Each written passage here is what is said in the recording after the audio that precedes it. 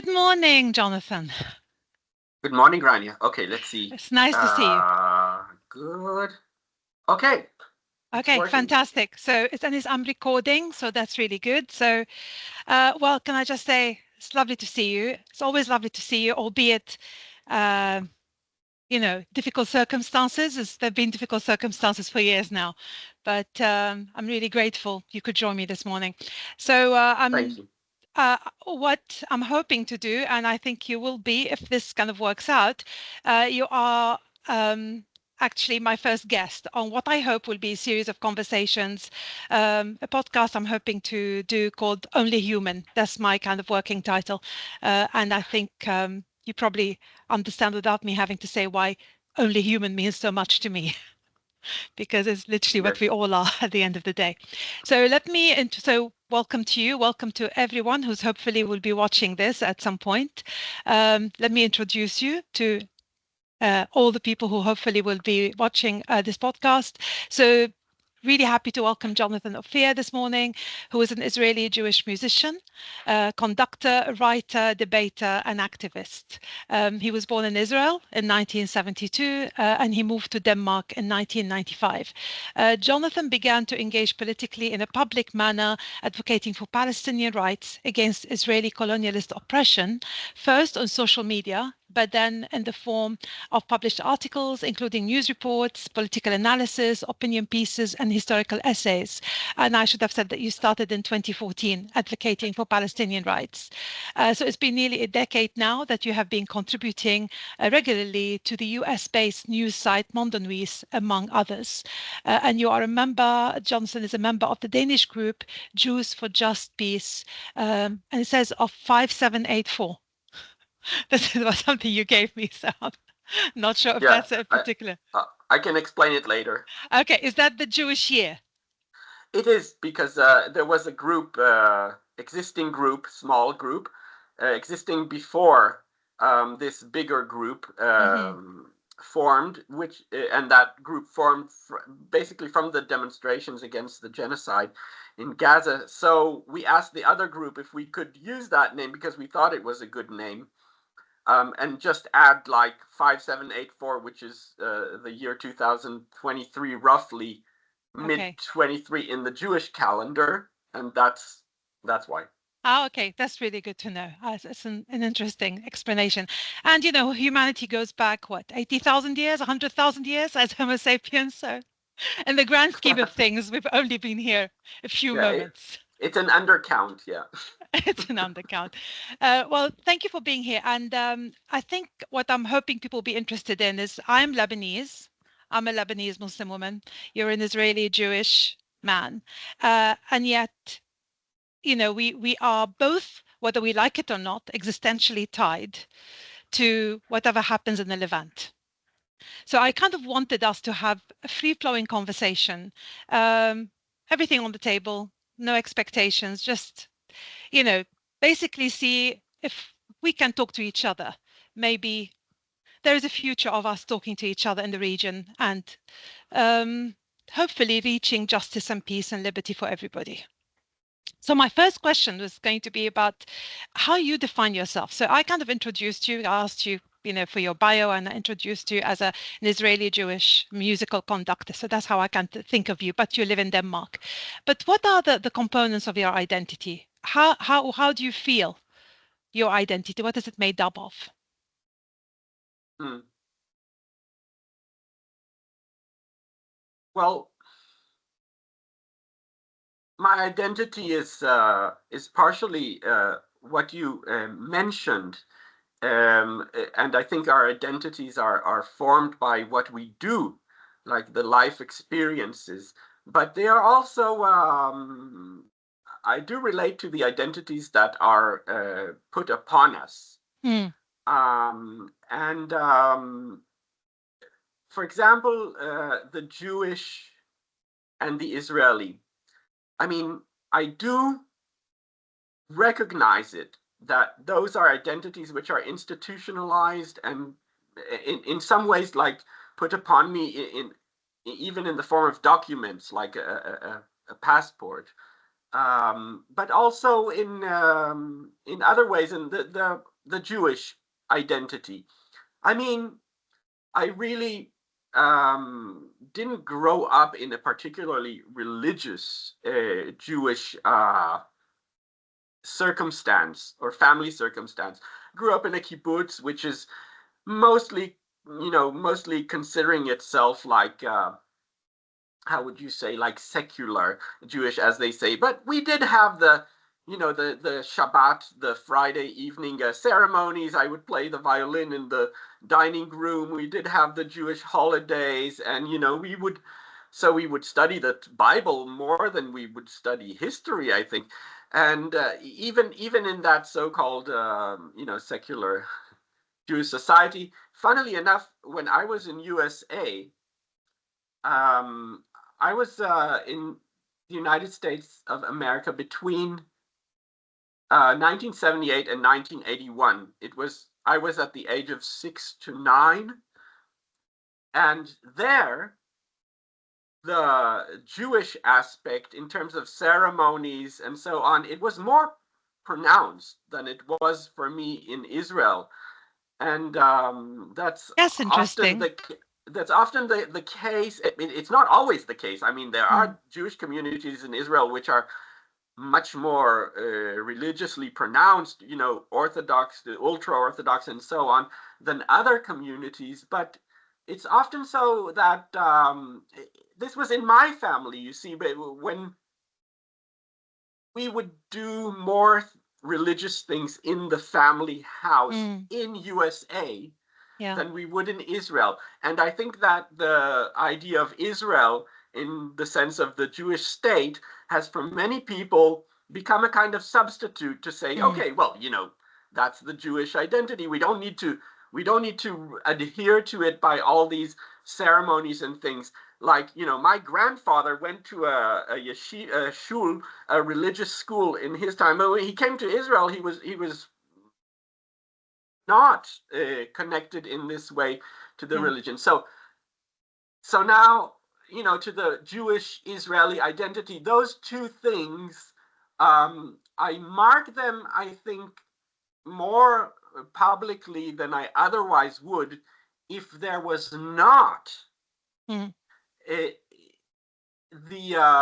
Israeli colonialist assault on Palestine.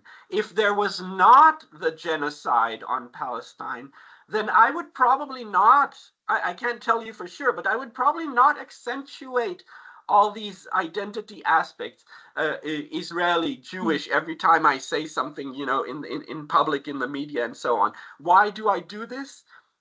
Because I want to fight back and reclaim some of these identity aspects from the genocidal, from the colonialist. So in the Jewish case, it is reclaiming the idea of being able to practice a religion away from the nationalist, settler, colonialist attachment of Israel.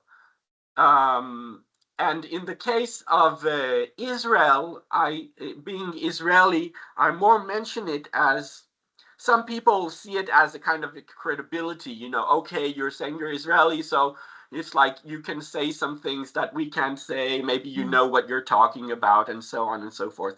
But I don't have, I still have an idea that Israel can be reclaimed from its settler colonialist vein, but there it's more like I have less hope about that, because I think that Israel is simply the manifestation of this Zionist idea. So I don't really want to save Zionism and reclaim Zionism. I don't want to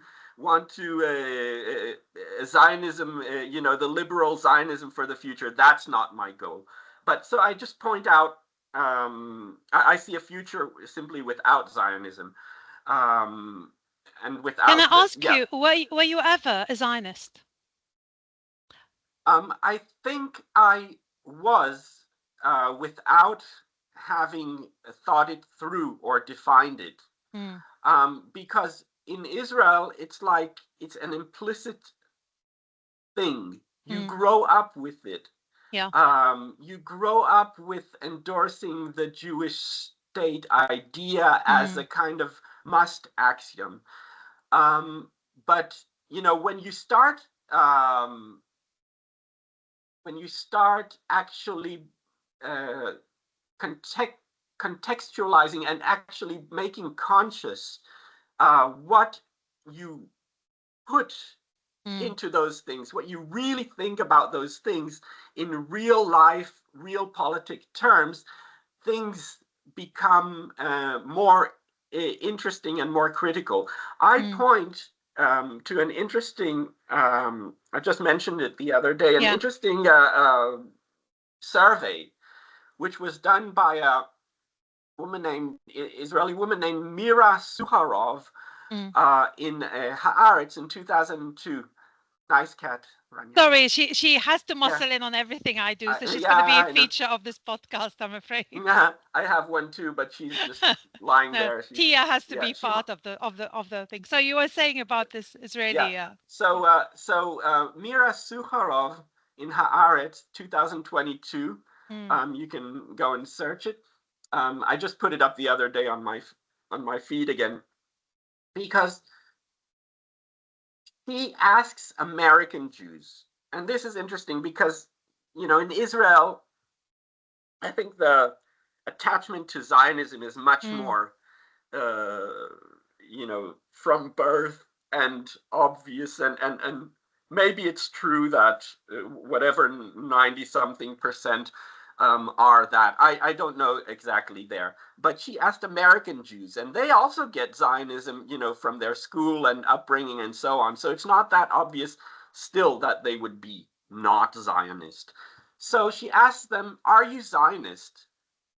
And without qualification, it's actually not that high a percentage as you might think. It's actually 57% at the outset. Are you Zionist? Okay.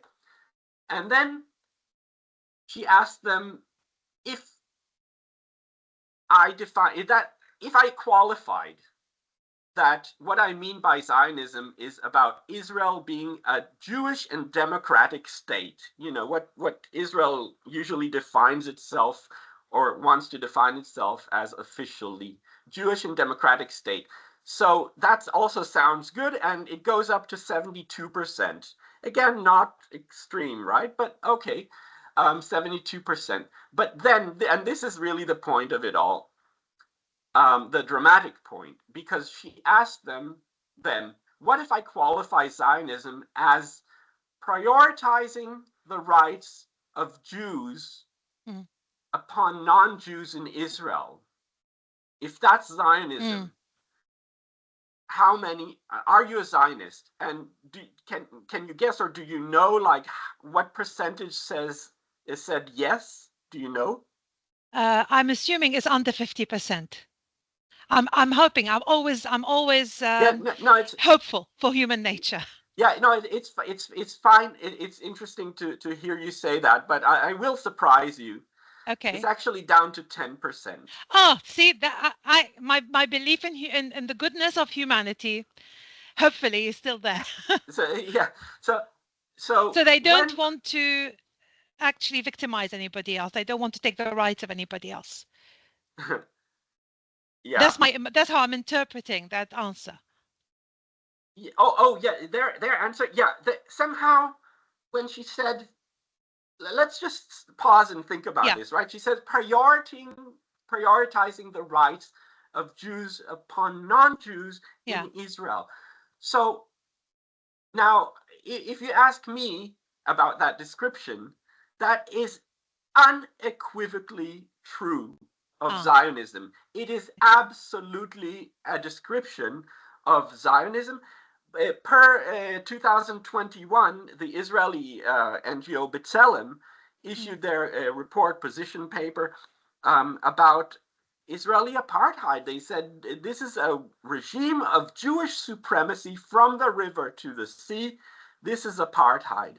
After they did that, they were basically saying, we used to monitor human rights violations in the Palestinian occupied territories from 1967, but it's no longer, we can no longer uphold this distinction between, the supposedly democratic Israel on this side and then the military regime on that side. It's a one regime, and in this regime there are many facets of this apartheid. Yes, there is the higher tier of Palestinians who have citizenship, but they have citizenship rights, but they don't have national rights. So that it's already there. The 2018 nation state law that they mention in their introduction, they mention it as definitive to that, and it says that there's only the Israel is only the nation state of the Jewish people. Okay.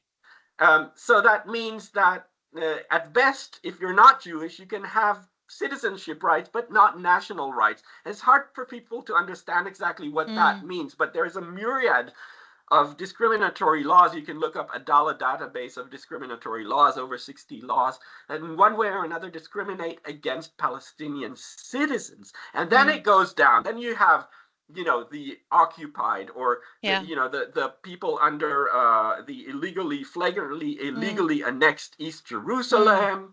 Then you have the rest of the occupied Palestinian territories. You have Palestinians who are expelled extraterritorially from historical Palestine, and you have, of course, Palestinians under siege in Gaza, and also in the past few years, as you know, Palestinians under genocide. So you have this whole spectrum of things.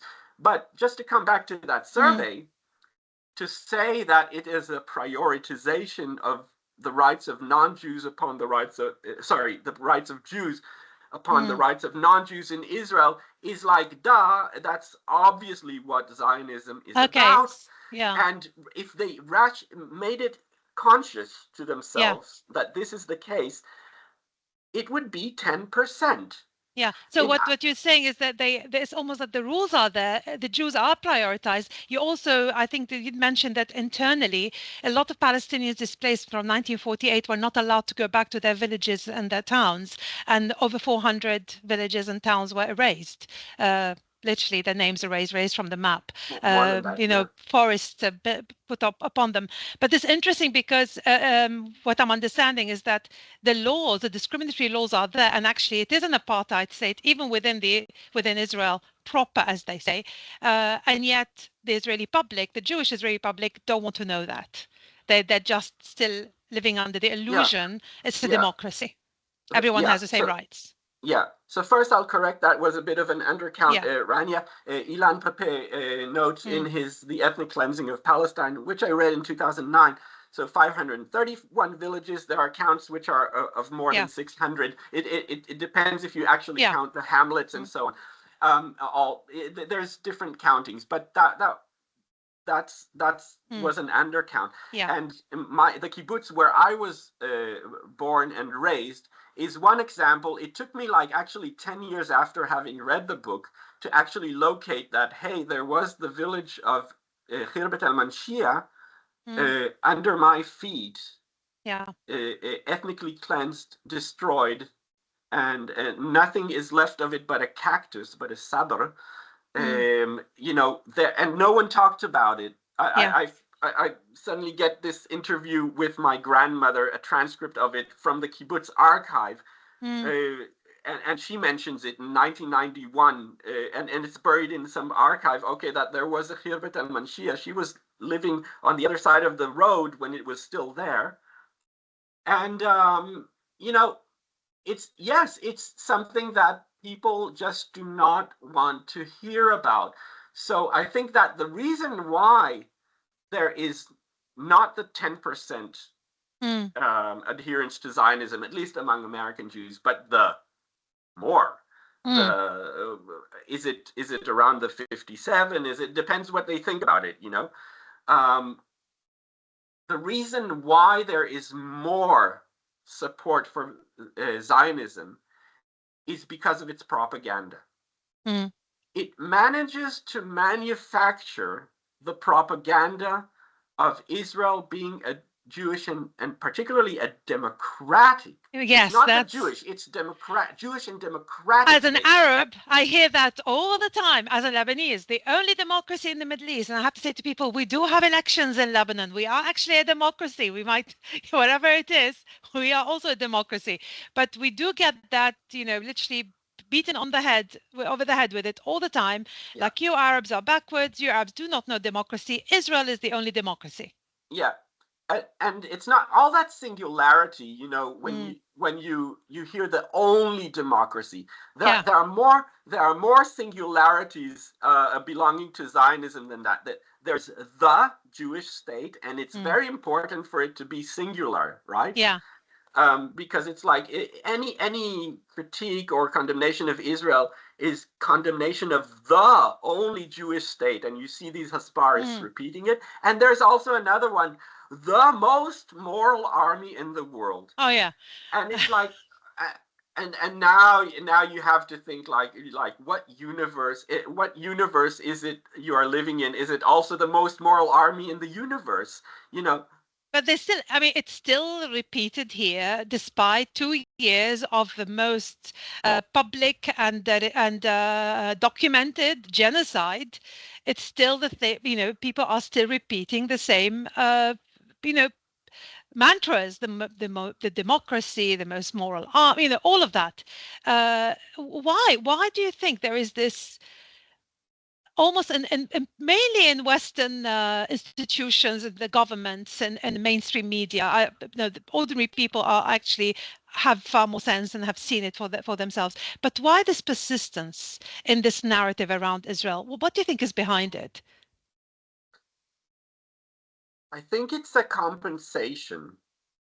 Okay. I think it's a compensation for insecurity. Mm. I think that the Israeli existence from the very beginning is one of insecurity, but not because of the oft purported existential threat. Mm. It's the knowing. If we just talked about those hundreds of villages, it's from 1948, right? Mm. And there was another ethnic cleansing of hundreds of thousands, around 300,000 in 1967, and now Mm. the ethnic cleansing plus genocide in West Bank and Gaza Yeah. and so on. You must know that when you do such things as a founding act, because the ethnic cleansing of Palestine was not just an incidental act, it wasn't even Mm. a reaction to war, as Yeah. it was a founding act to create a demographic reality that Mm. could enable this so-called Jewish and democratic Mm. state. It was. I'm saying that that it wasn't a reaction to war because the popular narrative goes that 15th of May 1948 Israel declared itself and the Arab armies Mm. came and attacked the fledgling Jewish state and so on and so forth. At that point, 15th of May 1948, the Zionist militias had already expelled, like ethnically cleansed, about 300,000 Palestinians and eradicated about 200 Palestinian villages. Mm. Yeah, that's 300,000 from the to be 750,000, 750,000, 3/4 of a million, per Mm. 1949 or beginning of 1949 or that, more or less. And then 200 of those 600 villages, they were already a done story per 15th of May. So there was an ethnic cleansing campaign that was ongoing before the Mm. Arab armies entered Palestine, and it continued after, and it continues. It didn't end there. So this founding act, I think that a formulation of the purpose of it is very well formulated in the 2017 report by Richard Falk and Virginia Tilley to the UN, to a UN organization about Israel's apartheid. And they formulate that there was this founding act which was meant to create a kind of demographic reality where you would have the trappings of democracy, but on the other hand, you would never have a challenge to the ruling racial Jewish majority. So creating a Jewish majority has always been a cardinal principle for Israel. And it had to do it in all kinds of means. So first you have the 1948, you have the expulsion, so you're left with 150, 160,000 Palestinians, which could be there, and they could be like a 20%, but not more than that. And then you could sort of live with that, and you could say, oh, look, but we didn't expel all of them. We could have expelled all of them. Like these arguments, those people who are arguing against the genocide saying, oh, Israel could have killed them all. Why didn't they kill them all? I hear that. Right. I do hear that, yeah. Okay, that thing. So there, that you have in 1948. But then in 1967, you also have another situation because Israel is also thirsty for territory. So it doubles its territory. And now it's got a lot of Palestinians under its hands, so to speak. And then you need to start working out, what do you do with that? Do you expel? You expel some, but you still have a lot of them. Okay, you keep them under a temporary occupation. And then you keep going with that for where are we now? Like for 2025 years. Yeah, but you have the settlements, so you start building settlements. Yeah, and then you literally settler colonialists. An incremental ongoing process of slowly we're gonna expand this Jewish state by all kinds of means. And then you have the apartheid, you have the ethnic cleansing or opposite, and now in some points in history where the fervor to ethnically cleanse, to get rid of the Arabs, to get rid of the Palestinians, is so strong that when they don't want to leave, because if they wanted to leave, then, and if they countries around would just accept them, so let's just throw 2.2 million Palestinians from Gaza to Egypt. If Egypt says, no way, you're not going to put this on us, then Israel starts looking for other means, and it uses genocide. Although it was very clear from, there's analyses. For example, if you look at Omar Bartov, he's this genocide scholar, Brown University, USA, Israeli, Jewish. And he's kind of cautious in his analyses. And in, November 23, he was still saying, I wouldn't say genocide, but there's clearly war crimes and possibly, danger of ethnic cleansing. And so, but, in June a year ago, he came out with a very long article in The Guardian, and he went, I'm not there anymore. It's genocide.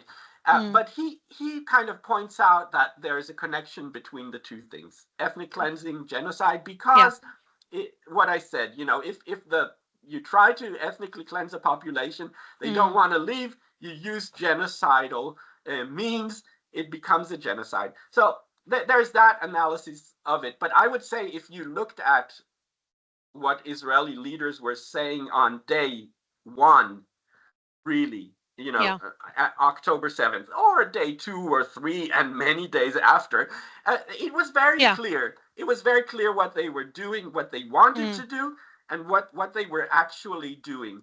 And so, they first they closed everything off. There's like Yoav Galant said, the defense minister, we're closing everything: electricity, water, food, medicine, fuel, everything. and food, everything. And then they close it off for a few weeks. There's a bit of pushback, so they open a little bit more, but they never provide what is necessary. It's always way under. Like, I'm talking in general. I did a little bit of looking at the statistics of what has come into Gaza in these almost 2 years. It's in the overall, it's like just about a 15, maybe 10-15% of what was before October 7, 2023, which was already too little. Gaza was under siege for 16 years at the point, right? So it was like, let me see, yeah. So they manage by all kinds of means to sort of pretend that we're still doing this, we're still providing. And the last solution that they have is this sadistic, monstrous Gaza Humanitarian Foundation,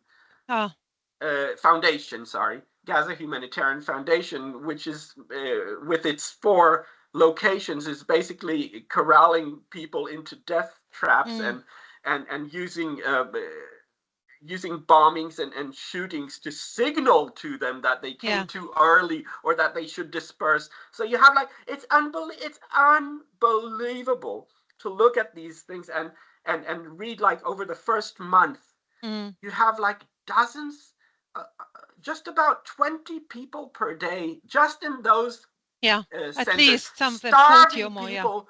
They know they're risking their lives. You don't want to go there if you're not fit to crawl on the sand and escape the bullets every time, before and after. It's just absolutely insane. So and somehow Israel does get away with it. That's amazing. I mean, I think some of the narratives I'm interested in is the fact it's not about Israel. It's really about a capitalist system that's propping up both capital and the military-industrial complex and its interest. And somehow Israel plays into the hands. In a way, it's a useful tool. So it's not because, I'm not going to go down those anti-Semitic tropes about, the Israelis, the Jews, they're controlling everything. I don't think it is that, of course, not in a million years. I think it's actually the other way around. I think what Zionist Israel has proven to the West and to the Western interests and to capitalist interests is that it's a useful tool for them. What do you think of that narrative? That actually is the West using Israel to have a presence in the region and to control both the politics of the region, the access to resources within the region, the strategic importance of the region. Okay, so there is this, let's call it a dialectical discussion about, what is pulling what? Is it the tail wagging the dog, or is it the dog wagging the tail? And there are different views about this. And what you just mentioned is one that I think Noam Chomsky has basically kind of went with this and saying, no, this is not just the Israel lobby, which otherwise you can see John Mearsheimer more speaking to that. Okay, so it's not just the Israel lobby controlling USA in particular and influencing politicians through the AIPAC and through the Israel lobby and so on. It's actually shared interest in the sense of that, the imperialist interest. So, but I do think that personally, I do think that both things exist. So there's the Israel lobby, and it is very, very active. If it wasn't necessary, if it was just shared interest, you wouldn't need this lobby. So USA would do it without. But it's very, very active. And you've seen, okay, let's just, we had New York now. Maybe some people have looked at that, with Zohran Zoran Mamdani is, yeah, well, Mamdani, Democratic candidate. He mm, won the primaries mm, towards the mayoral elections, mm, which was like quite amazing because he's a socialist. He's also very outspoken critic of Israel, even mm, endorsed BDS, boycott, mm. divestment, and sanctions, and so on. A Muslim, and it's like New York is a very capitalist place, right? So, and it's a very Jewish The place. largest Jewish kind of community outside Tel Aviv. Yeah, yeah. That's actually true, and it's actually a bigger Jewish community than Tel Aviv because Yes, numerically actually, it's a big. I numerically, looked yeah. at. I happen to. I don't often remember these things from the top of my head, but I looked at it yesterday, Yeah. and New York has a population overall of about 8.5 million. Okay, but the Jewish population is 1.3 million. Mm, And if you look at USA as a whole, the Jewish what do you call it? The Jewish percentage is about maybe 2% in mm. all. So it's way overrepresented. I think it's about 15% of New York's 15%, yeah. population is Jewish, so it's like 7 times overrepresented. You Yeah. understand? And often we are also sorry. We're talking about a big part of that Jewish population being an economic capitalist elite Mm, too. So there's also been this. It seems like something has changed there. That wasn't supposed to happen. And if you look at what the Israel lobby, in one way or mm. another, put against Zoran Mamdani. Yeah. So I take this from Norman Finkelstein, whom Mm, I watched the other day about the sum.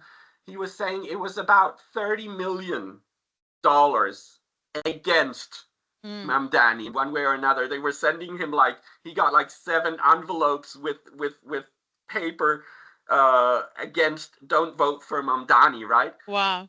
And one post advertisement for Mamdani, right? And Mamdani had like 1.2 million in his budget, and still. So back to the Israel lobby.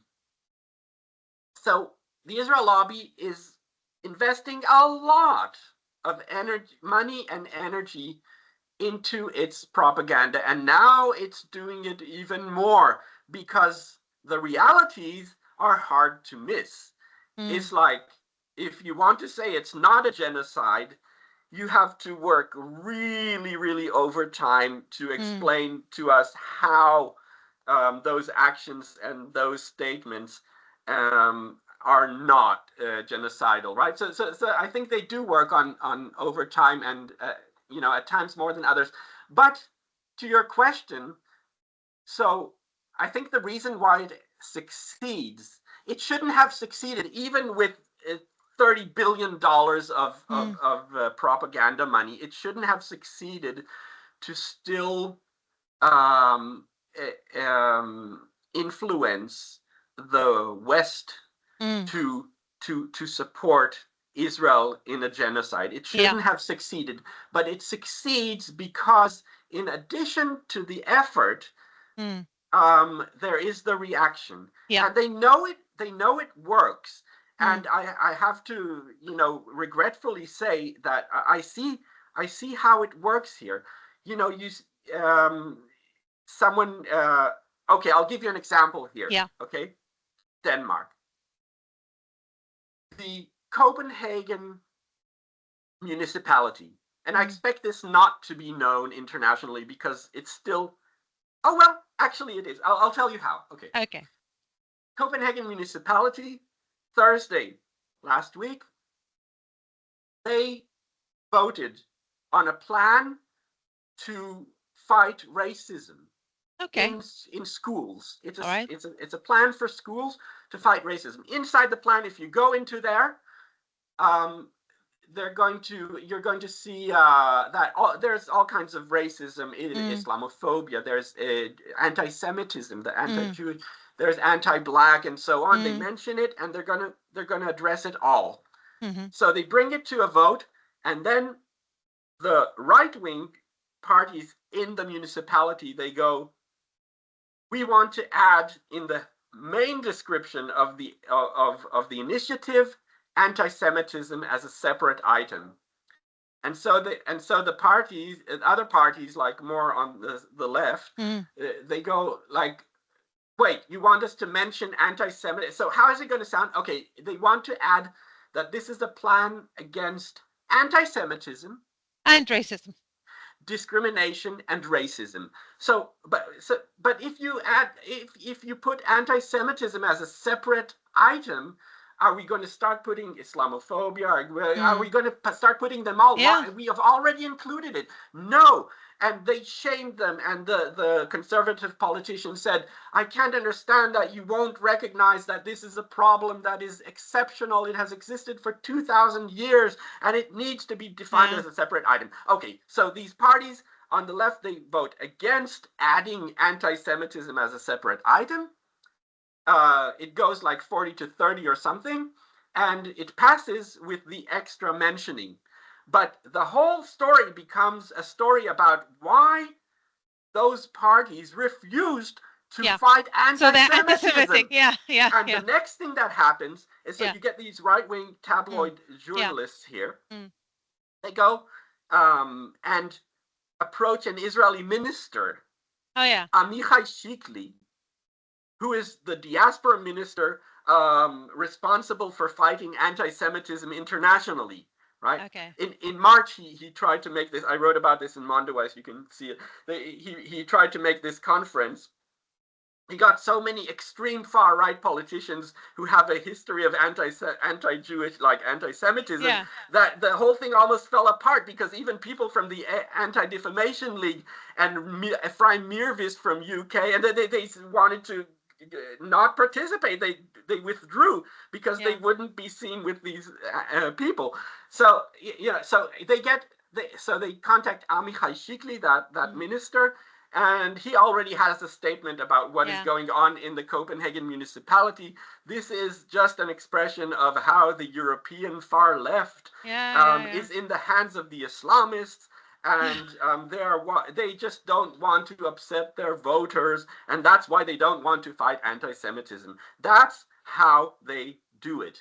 That's very interesting, because I think one of the things is we've had the same conversation here, the same discussion, and I always also bring up as a sociologist, when you have to look at, it's not the discrimination itself or the psychological aspects of racism and discrimination, but how it impacts materially on the conditions of a group.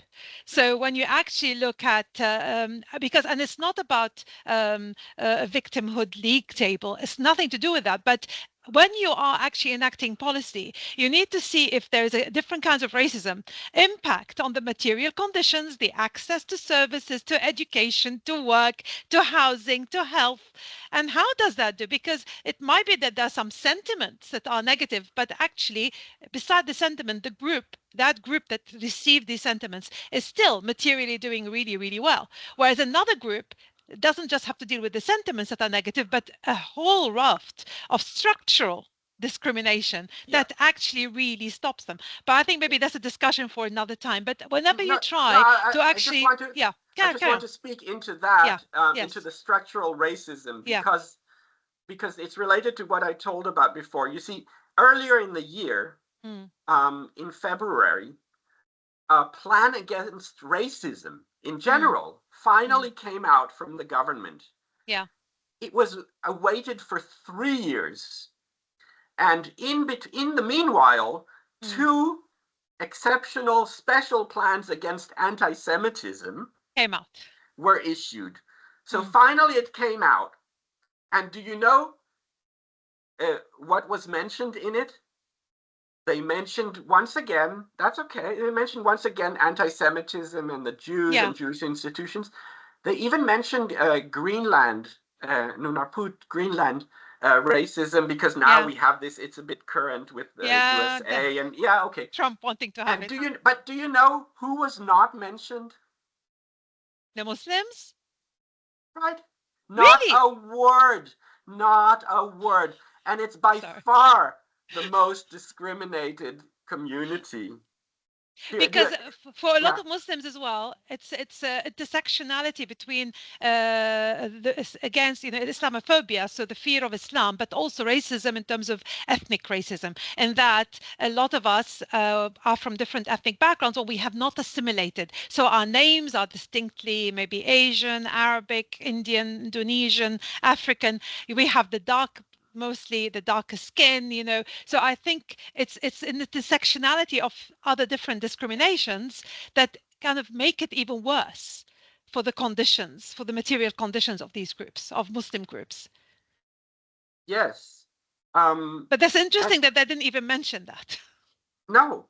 That's interesting. And I mean, this is really, if you look at the police report now, and we have police report of discrimination. The last one is apparently from 2022.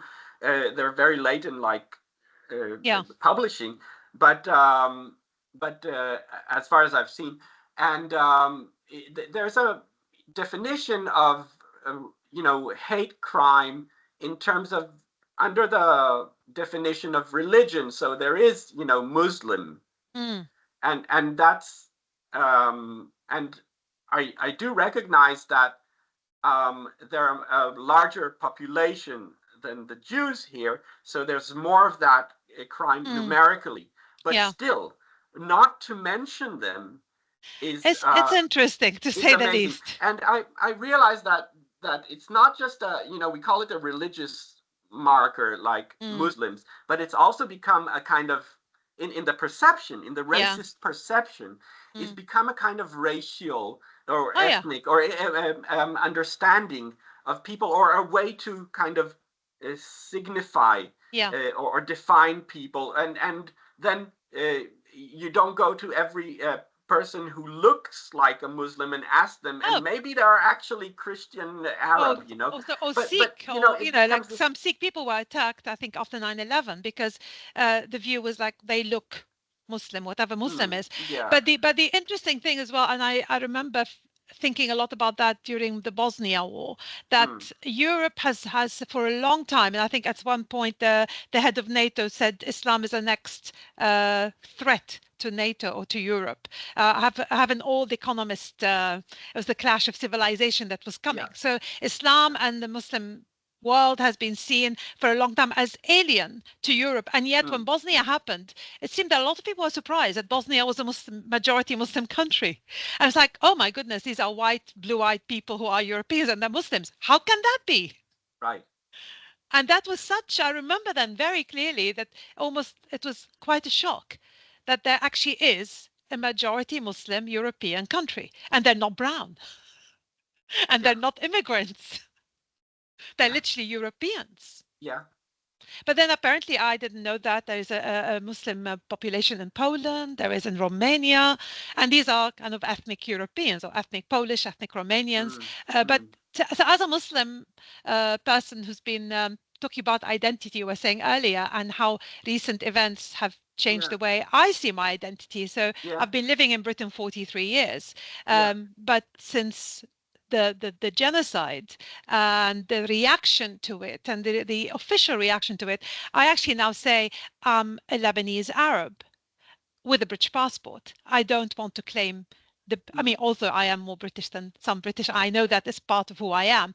But there is this sense, as you said, once I remember when I've kind of bringing up my children a long time ago, they're all like in their late 30s and 40s now, wanting, you said about really living your religion even in a more distinct way because you want to feel it. It's not the way we do it when I'm back home, but here the trappings of religion were really important because we wanted to give the children this identity, a distinct religious identity.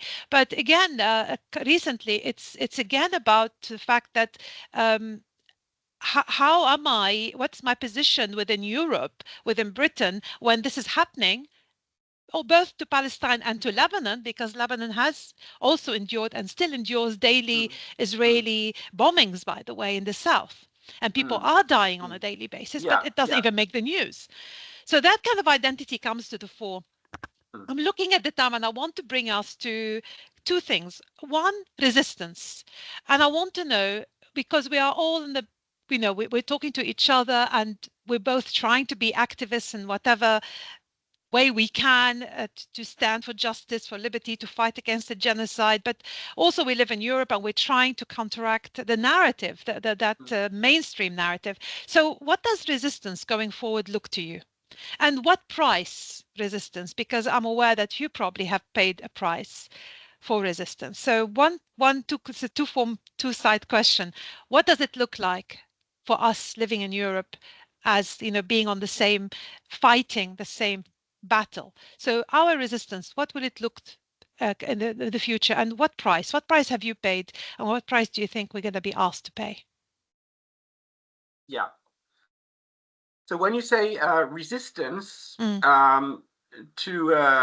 to many ears, and perhaps mostly Western ears, the immediate association goes to military armed Yes, resistance, and in many's ear, many will go straight to terror. I know. But in its essence, Yeah. resistance, what we are in the paradigm that we are speaking about here, we are speaking about resistance to a colonialist oppression, Yeah. to a colonialist takeover, Hmm. and that is now in its I think maybe in its culmination, Yeah. genocidal culmination. Um, the way to resist that can include many means, Yeah. including armed means. That should be marked as a legitimate means of resistance, although this is being contested. Even I'm hearing it contested by Mm. supposedly left parties here, but but the resistance uh, should exist and can take many forms. And some of these forms are simply to push back against the colonialist propaganda narrative, which is most Mm. of what I do. It can also be, walking in the streets and chanting, which is also what I do. It can also be it can be all kinds of actions. It can be a citizens' bill against selling weapons to the genocide, and all kinds of things. But you do Um, realize Palestine Action that went into the NRAF base and threw paint at one of the planes. Our Home Secretary is now planning to proscribe it as a terrorist organization, which means even if we talk about it, then we are facing potential jail for 14 years. Well, I am anyway. I live here. You don't. You better not come visit. So there is even those actions which are okay. In this case, they are breaking the law, and I think they also were. Uh, some of them were in jail because they broke into an Israeli arms manufacturer in Bristol, and this has been going on for a while for them. But so even when you are resisting, currently the reaction is to be even when it's not violent, it might be breaking the law but it's not violent, but the reaction of the establishment now is that we're going to label you a terrorist, and the problem is once you have that label by law, yeah, that's it. yeah, There's very little, your room for maneuver is yeah, yeah, completely. yeah. There has been this attempt also here in Denmark, even to Mm, outlaw the demonstrations against the genocide, which have been uniformly mm, nonviolent. The uh, absolutely. the prime minister tried to ask.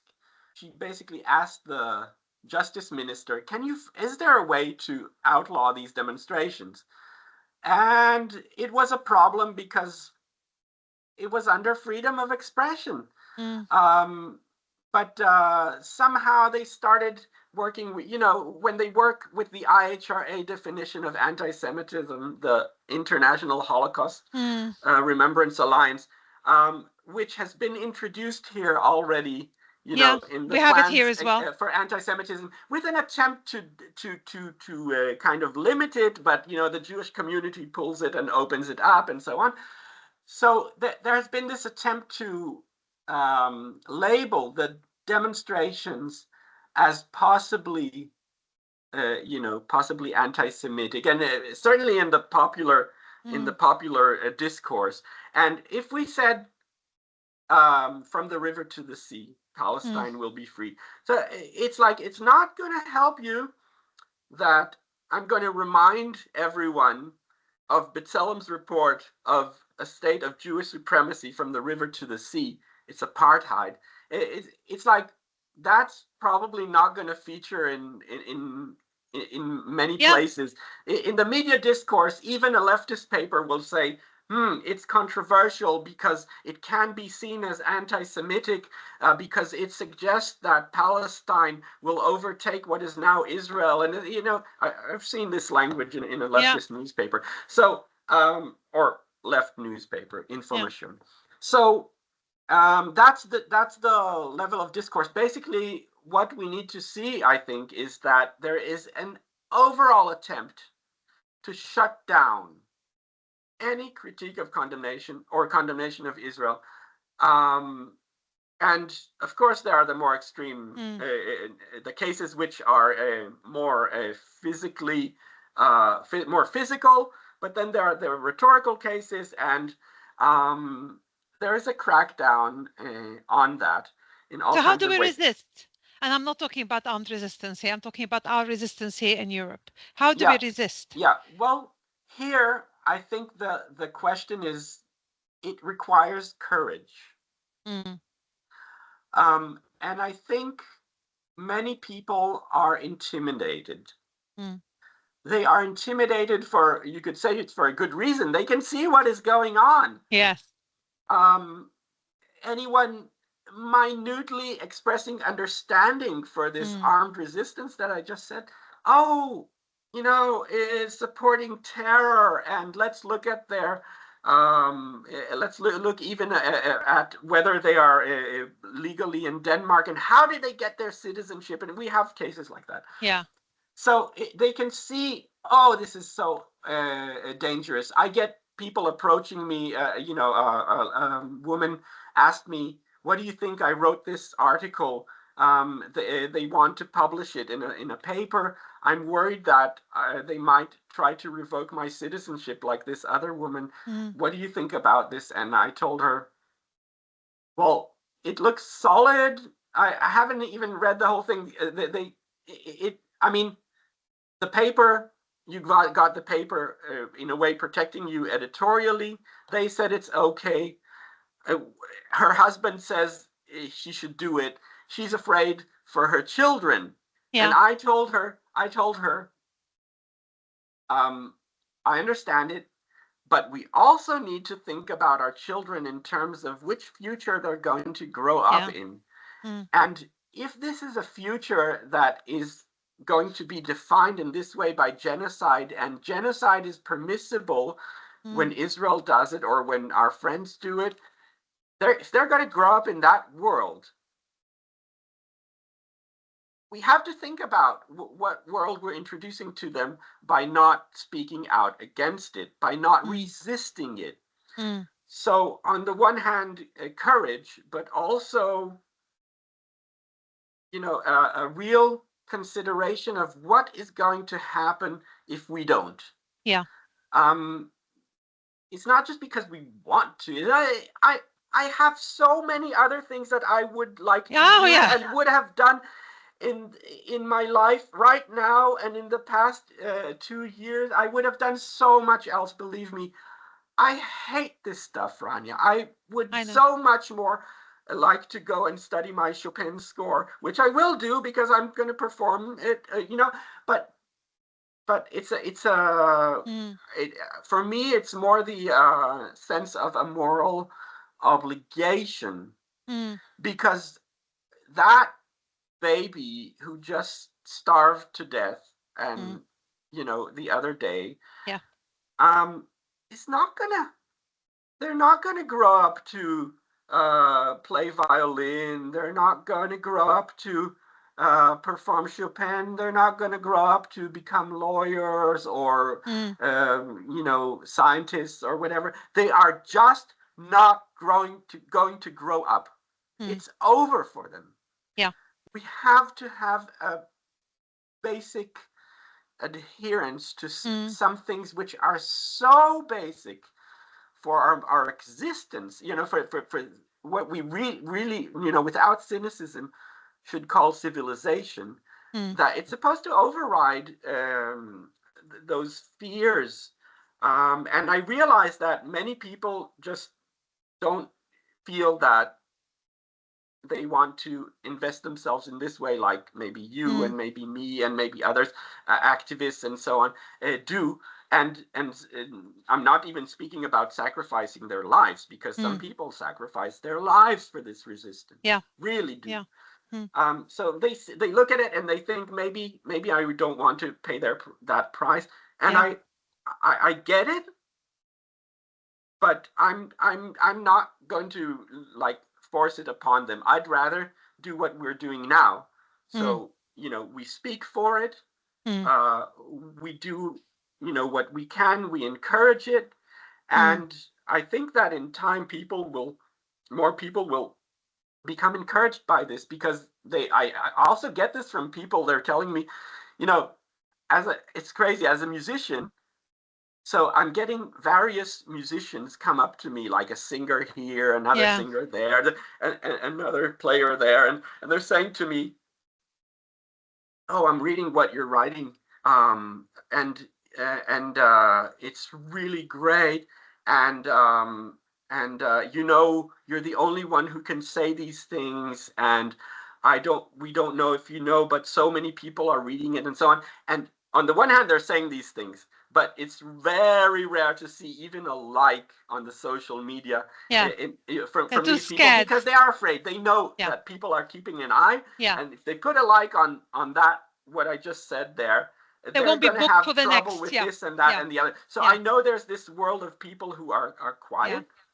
But when they tell me, when that person tells me, "You're the only one who can say it," well, what do they mean? Oh, he means, I'm surmising, okay, but I sort of know it. It's like, he means, okay, I'm Jewish, I'm Israeli, I'm saying things that if he said, he would be called an anti-Semite. On the other hand, I'm being called a self-hating Jew, but it's like, I'm saying, no, I'm not the only one who can say it, and we can all say it. Don't keep hiding behind, "I'm the only one who can say it, so I'll say it." No, many people can say these things. It just costs a price. And people have to consider this price in relation to what they are seeing. But it's also in relation, and I know we don't have time, but I was going to ask you about our vision, your vision, my vision. My vision was always, I used to say, I visited the occupied territories in 2015, having crossed from Jordan, and just the experience of crossing from Jordan to the Israeli side, to the Palestinian side, and what did and not being able to go across from the West Bank and to I went to Jerusalem, and I have to say I'm probably the only person who didn't like Jerusalem. I just the hate was palpable. I just thought I felt very nervous being there. But my dream, I always say my dream is to take a road trip across the Levant with no borders, and I think it's going to be a minibus with all my different friends, Jewish, Muslim, atheist, everyone, Lebanese, Israeli, Palestine, everybody, whatever, however they identify. But it's a dream, that kind of minibus road trip. So as a utopia, as an Israeli Jewish person talking to this Lebanese Arab woman, what's your vision for our part of the world, for the Levant? Yeah, that's a beautiful vision, Rania. And I would love to take that tour at a point. But yeah, that's it. You're on the bus. really, but the issue that really has defined things as far as Israel and the Middle East go is that Israel defined a narrative saying that it had a problem with Arabs. Yeah. Because it's between Jews and Arabs. So Israel calls the Palestinians just Arabs, Arabs, and it's yeah. also easy to expel Arabs to the other 22 yes. Arab lands. Oh, and Arabs, all they can that, go, yeah, all yeah. of that. But you know that there are Jewish Arabs, but Israel doesn't want to call them that because that mixes it up. So it basically defined, and this was already under the British mandate, by the way. Yes, it defined there are Jews and there are there are Arabs, and they can't be both. Yeah. So you can't be a Jewish Arab. And this is kind of a primarily European Orientalist colonialist view.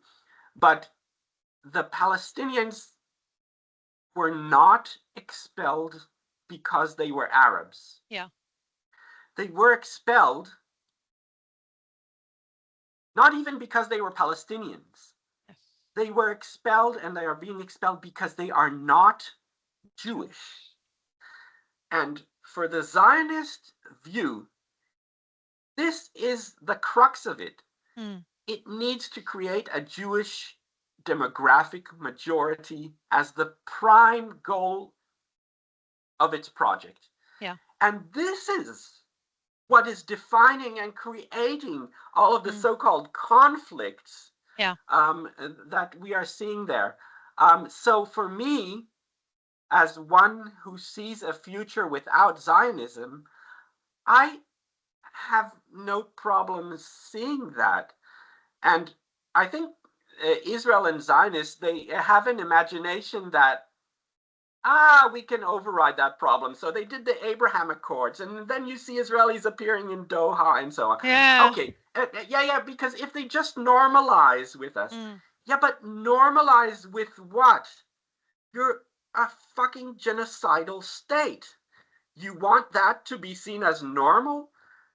So I think we need to, at some point, there will be the decolonization of Palestine is also meaning the de-Zionization. Yeah, absolutely. And that is, and I think we will be doing the Israeli public. I mean, one of the things I felt looking at the settlements in the West Bank and looking at settlers waiting for their buses, and I looked at them and I thought, which country would take its own people and put them in prisons inside a big prison? I mean, what the hell are you doing to the psyche of your own people? I actually, whenever I used to hear the stories of the soldiers, Israeli soldiers in the West Bank, I would also feel sorry for these soldiers. I think it's child abuse. I think it's actually abusing your own people by doing this to them. That kind of forcing that evil onto them, forcing that hate and that racism and that segregation from an early age. So I actually feel, and maybe some other people, some Israelis will not like me saying that, I feel like I want to save the Israeli people, the Jewish Israeli people, from Zionism. That's my feeling. I think they need an intervention for their own sake. That's kind of you, Rania. In a way, that's also what I want. But I think that as I recognize, when I say I'm Jewish Israeli, I recognize that I'm part of this colonialist stratum.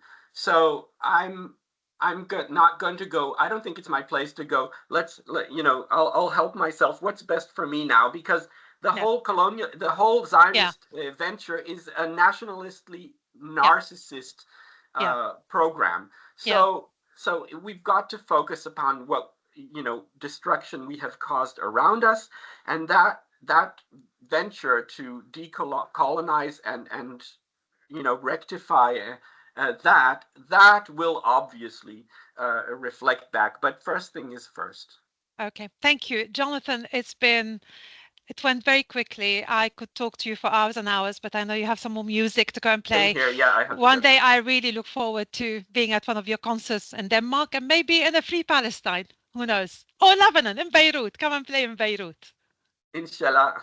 Inshallah. Jonathan, thank you so much. And I Okay. look forward to us doing this again soon, I hope. Yes, Rania, thank you so much for having Thank me. you. Okay. Bye. Bye. Thank you.